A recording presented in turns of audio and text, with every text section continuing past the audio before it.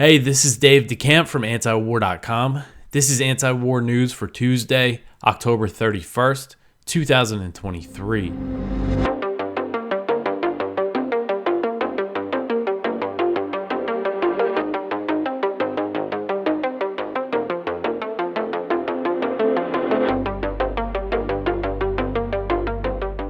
All right, the first story at the top of antiwar.com today: Israeli proposal to cleanse Gaza of Palestinians.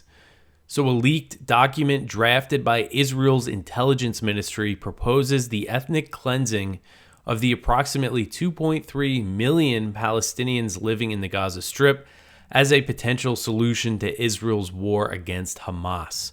So this document was dated October 13th. It was first published by the Hebrew language website Sika Mekomit, and the Israeli government has confirmed its authenticity.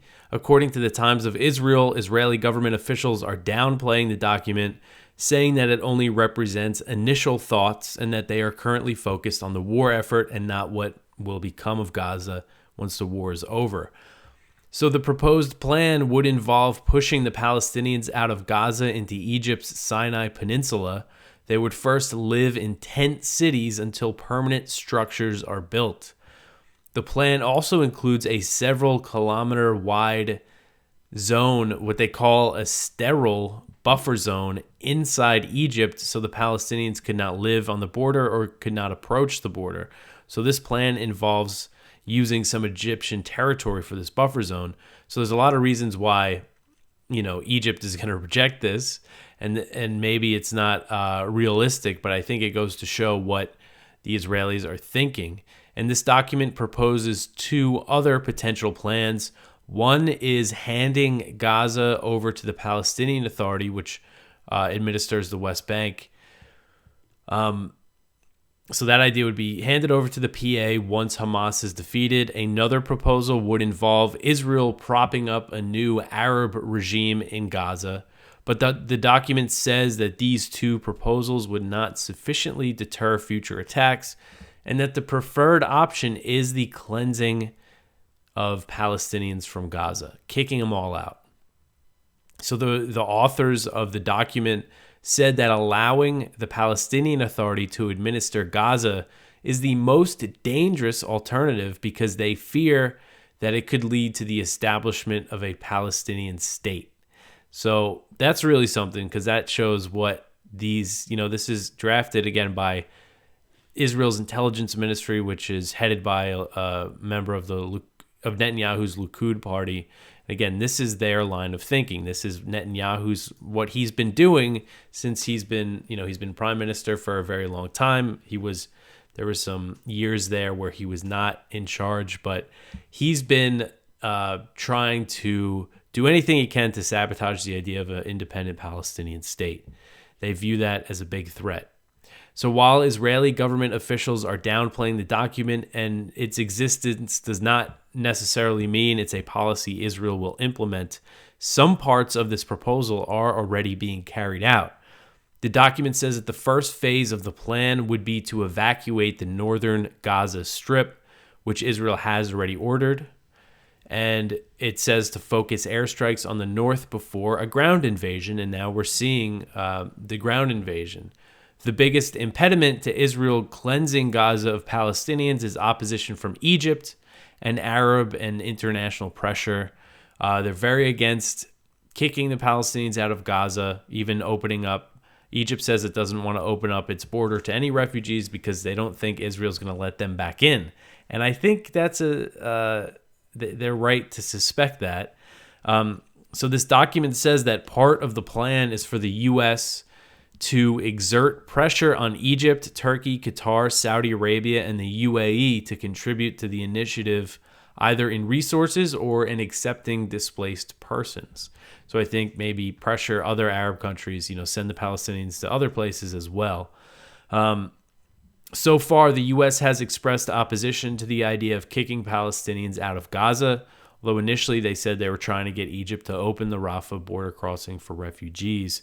But President Biden spoke with Egypt's president, al-Sisi, on Sunday, and according to the White House, the two leaders discussed the importance of ensuring that Palestinians in Gaza are not displaced to Egypt or any other nation.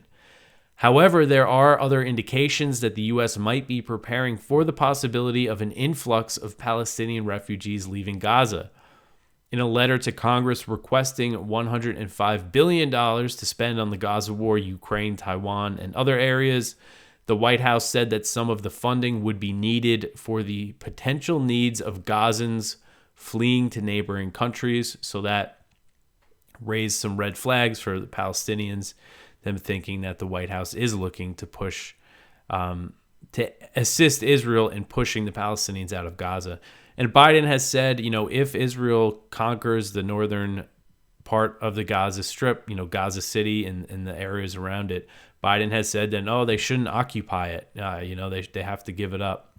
But that doesn't really matter. What he thinks doesn't really matter. I mean, the U.S. is giving Israel its full support no matter what they do here, really. And if Israel, does occupy at first the northern part of the Gaza Strip, like this plan proposes, do that first.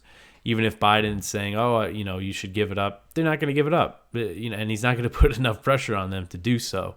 So, again, I think this really shows that if this Netanyahu government had its way, this is what would happen. So they're probably going to be putting the screws on Egypt, on the U.S., trying to get them to go along with this plan. But I think there's enough opposition. I mean, the Arab countries and just Arabs in general would be so furious about this that I can't imagine that the Arab government's going along with it. All right, so the next one here, 26 journalists killed in Gaza since October 7th. So at least 26 Palestinian journalists have been killed in Gaza since Israel unleashed its bombing campaign on the besieged enclave in response to the October 7th Hamas attack. And this was reported by the Committee to Protect Journalists on Monday. They said this. And the majority of the Palestinian journalists were killed by Israeli airstrikes in Gaza, with 3 of them reported to be shot dead on October 7th. They didn't say who shot them. One journalist, they said, was shot trying to cross from Gaza into Israel, so you assume that was the Israeli forces there. So the Committee to Protect Journalists said that 4 Israeli journalists were also killed in the Hamas attack. 3 were killed on October 7th, and then 1 body, I think, was found a few days after of a journalist. And a Reuters journalist was also killed by Israeli shelling in Lebanon on October 13th. So this is a huge number of journalists being killed. And just for a comparison, the Committee to Protect Journalists has reported that 15 journalists have been killed in Ukraine since Russia launched its invasion in February 2022. So in that whole time, in that year and a half, more than a year and a half now, of this big war in Ukraine, 15 journalists died. In just a few weeks in Gaza, 26 journalists have been killed. And this staggering journalist death toll just reflects the massive civilian casualties in Israeli airstrikes. Gaza's health ministry said on Sunday that at least 8,306 Palestinians have been killed in the Israeli onslaught, including 3,457 children. 3,457 children. And we know President Biden and other U.S. officials have cast doubt on the death toll, accused the Gaza health ministry of lying. People that have, dealt with these conflicts are saying that Gaza's health ministry is known to be reliable. And if you look at just the destruction in Gaza, I mean, these numbers are not, I think reflect the destruction that we're seeing. And, if you go on Instagram, I follow some journalists in there in Gaza, and you just see them go around all day, going to different bombed out buildings and people getting pulled from rubble and just dead. I mean, it's horrific. Just dead children, dead babies, wounded children in hospitals just moaning in pain. And I mean, it's clearly just a mass slaughter going on. And UN officials actually told the Wall Street Journal that they believe the death toll is likely much higher since it does not include the people still under the rubble, which they think is over 1,000 people, and they don't know who's alive and who's dead. All right, so the next one here, Israeli forces move further into Gaza as Netanyahu rejects a ceasefire. So this article is from Al Jazeera, and it says Israeli military forces have advanced further into the besieged Gaza Strip and battled with Palestinian fighters near Gaza City as the United Nations and medical staff expressed fears over airstrikes hitting closer to hospitals. Israeli soldiers and tanks carried out attacks from two sides of Gaza City in the northern section of the Strip on Monday, with Palestinian armed groups saying that they repelled Israeli tanks to the east of the city. So Israeli Prime Minister Benjamin Netanyahu also dismissed growing calls for a ceasefire, saying that such action would constitute surrender to terrorism. He said that Israeli forces said they, quote, killed dozens of terrorists who barricaded themselves in buildings and tunnels and attempted to attack the troops, end quote. Israel has also announced that it had freed a female Israeli soldier being held captive by the Palestinian armed group Hamas during its ground raids, which have expanded in recent days alongside its continuing aerial assault. UN officials are warning of a humanitarian catastrophe. Numerous strikes lit up the north sky in northern Gaza on Monday. And so it's just still... it seems like a pretty big push that the Israelis on the ground now are making towards Gaza City. The extent of the fighting on the ground isn't really clear. We don't know how many Israeli troops are actually in there. They haven't said, and I haven't seen any estimates from Hamas or from anybody else on the ground there in Gaza. And another thing that happened on Monday, Hamas released a video of some Israeli hostages pleading for Netanyahu to negotiate their release and for a ceasefire and all that. All right, so the next one, we just have the live updates from Middle East Eye on the situation in Gaza. UN humanitarian chief has real fears for Gaza. Israel strikes Hezbollah and Lebanon again. U.S. will not restrict Israel's use of weapons, the Pentagon says. So the Pentagon is saying that they are not putting any limits on how Israel uses weapons that it is provided. So, they're saying this again as there's this huge child casualty rate. And the Pentagon is just saying, no, it does, they could do whatever they want with these weapons. They just don't care. All right, so the next one here, U.S. troops attacked 23 times in Iraq and Syria. So a Pentagon official said on Monday that U.S. forces in Iraq and Syria have come under attack at least 13 times since October 17th due to President Biden's support for Israel's onslaught in Gaza. So this was a senior Pentagon official who spoke with reporters, didn't give his name.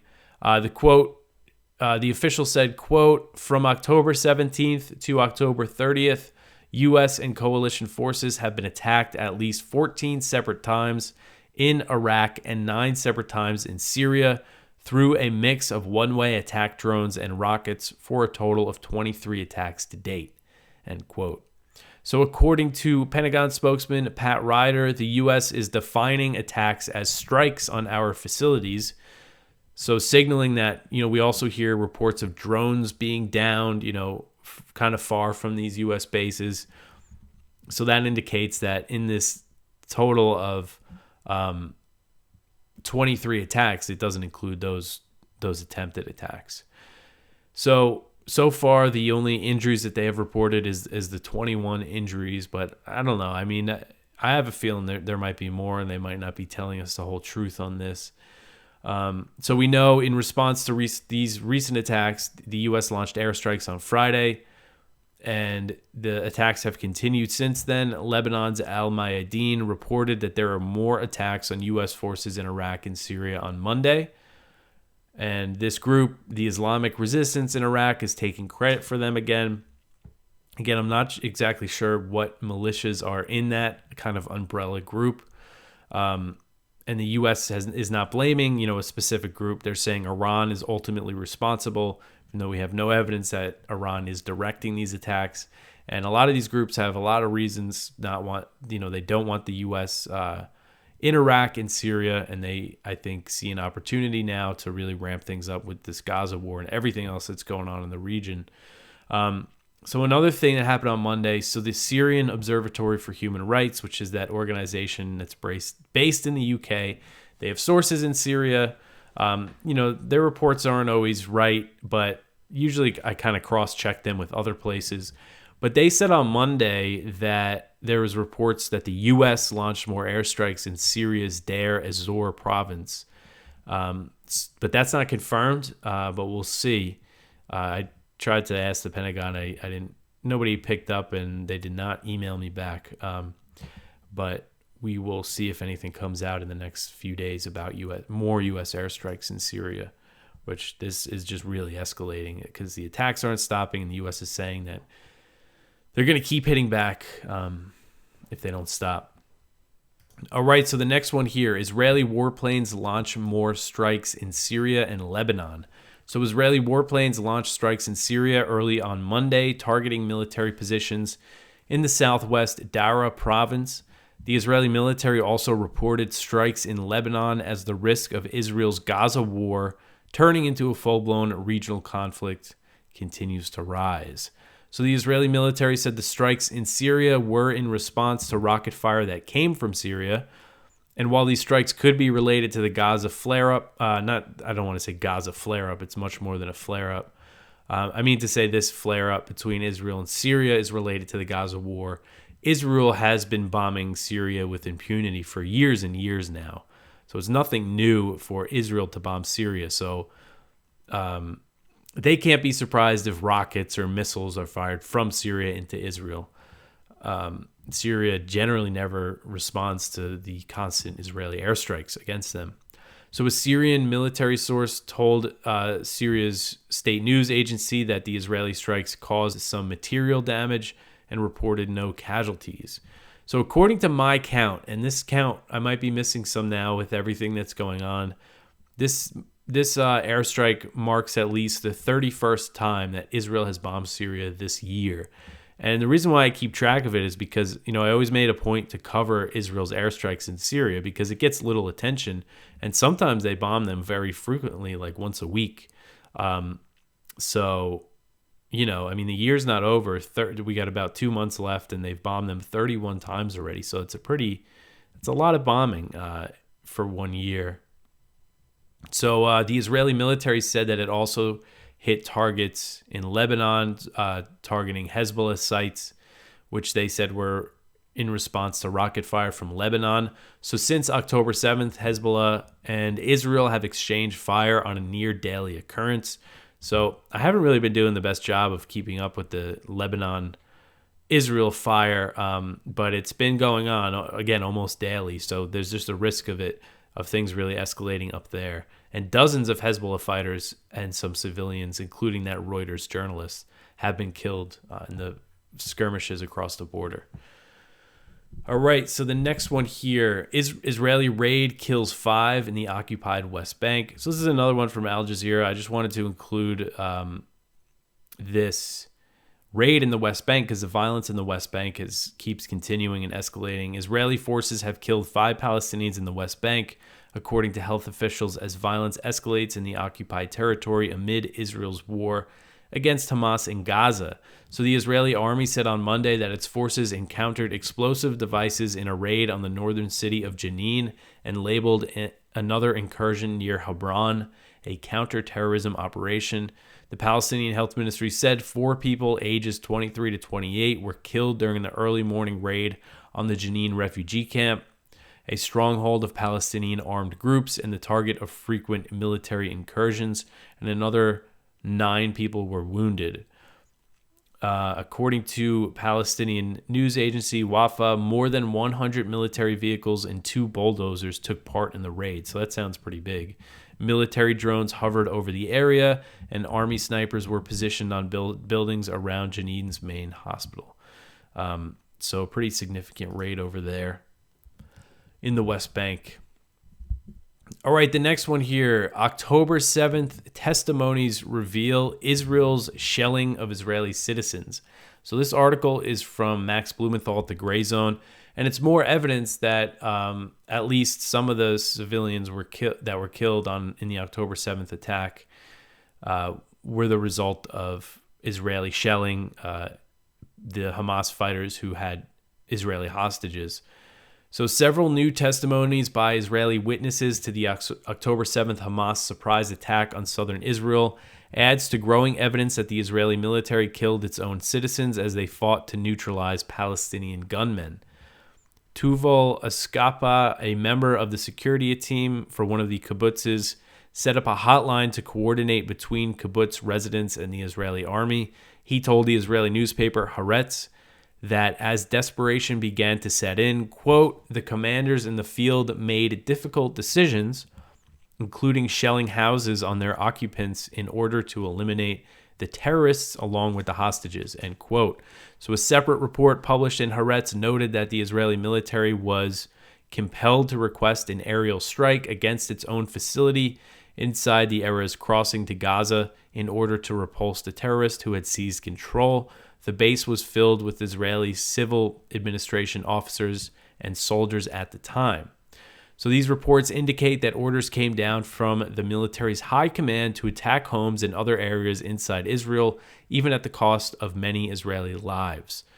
An Israeli woman named Yasmin Parat confirmed in an interview with Israeli radio that the military undoubtedly killed numerous Israeli non-combatants during gun battles with Hamas militants on October 7th. She said, quote, they eliminated everyone, including the hostages, end quote. And I believe that's the woman I covered her interview. It was covered by Mondo Weiss. So again, just more evidence of that the civilians, at least some of them, were caught in the crossfire there. Not so much a crossfire if Israel is intentionally, shelling the houses that they're in. But this is a pretty extensive report here from Blumenthal if you want to go check it out. Just a lot more details on everything. All right. Where were we here? The next one, the House GOP unveils a $14.3 billion bill for Israel. So House Republicans on Monday unveiled a piece of legislation that would provide Israel with $14.3 billion in military aid. And this is a strong show of support for Israel's onslaught in Gaza. So what's interesting is that this bill would cut $14.3 billion from the Internal Revenue Service, the IRS, which that sounds good to me, but they're going to take that $14.3 billion to give it to Israel as it's destroying Gaza. How about we just cut the billion and call it a day?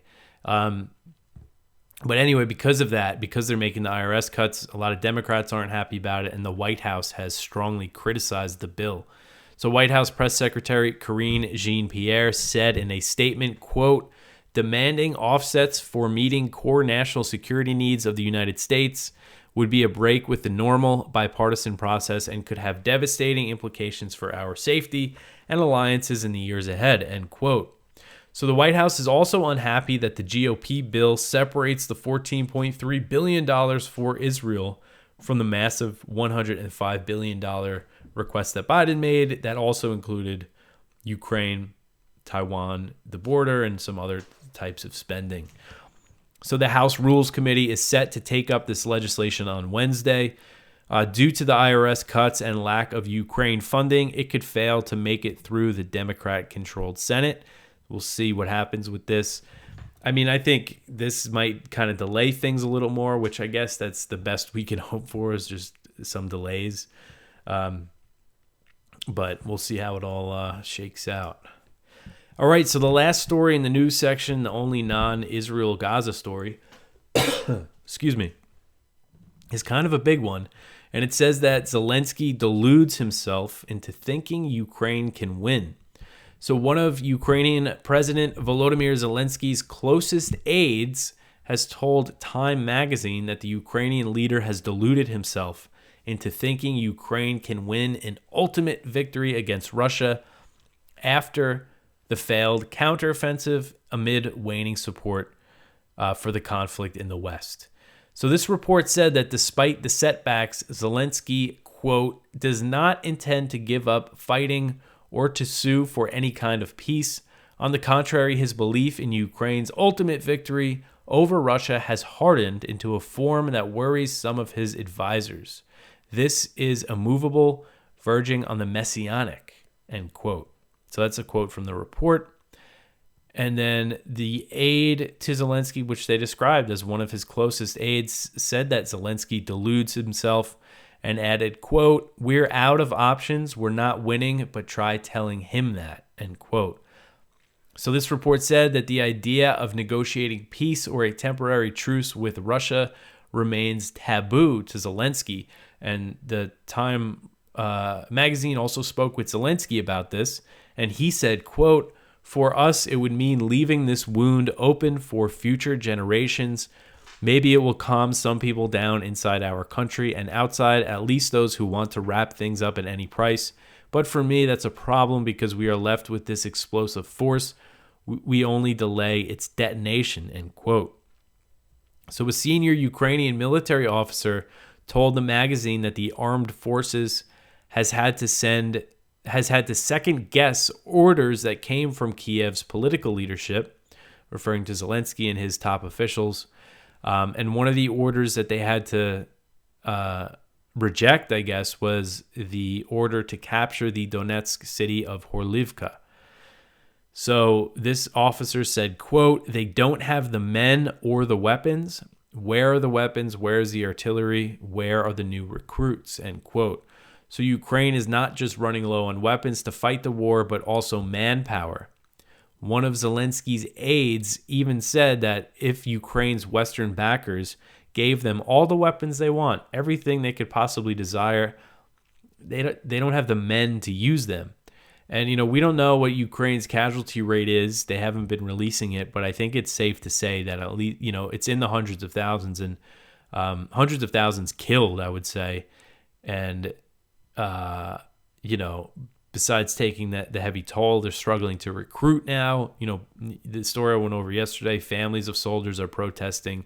They want caps on the amount of time that they have to serve. Because it's been over a year and a half now. We're coming up on 2 years of this war, so people are getting war weary. And the problem for Ukraine is that their war effort is entirely reliant on support from the U.S. and the West, and people are getting weary of it in the West and even in the U.S. I mean, I still think they're going to ultimately get the billions that they need to keep funding this war, but who knows if they'll be able to get the one after that. So this report also detailed corruption in the Ukrainian government that led to Zelensky's recent move to sack former defense minister Oleksiy Reznikov. And what's interesting, so the author of this story for Time magazine, Simon Schuster, said in the article that he naively thought a Ukrainian official would think twice before taking a bribe. But an advisor to Zelensky told him otherwise. Again, this is a quote that he says is from an advisor to Zelensky. Quote, "Simon, you're mistaken. People are stealing like there's no tomorrow," end quote. So this is another one, I wrote kind of a short summary of it, but it's a pretty extensive article, and I think it's worth a read. And it looks like it's on the cover of Time magazine, so, I think it really goes to show, how things aren't looking good for Ukraine, and it's, reality is setting in more in the Western media and the coverage of the war, especially with everything that's going on with Israel and in Gaza. But that's it for the news for today. Go check out our Viewpoints, one from Ted Galen Carpenter. Some alleged restrainers are just selective ultrahawks. One from Gareth Porter, who I haven't seen him write anything in a while, so definitely go give this a read. Titled "The Genocide Moment." One from Norman Solomon, "Biden is the enabler in chief for Israel's ongoing war crimes." One from Titus Peachy, "U.S. attackums in Ukraine gamble with future civilians' lives." And our spotlight is from Gideon Levy, who writes at Haaretz, Israeli journalist. "It is forbidden to even empathize with innocents in Gaza." So definitely go check all that out. That's it for me for today. You could always help the show. Sharing, liking, subscribing, all that stuff really helps us out. Tell your friends about antiwar.com. But that's it for me. I will be back tomorrow. Thanks for listening.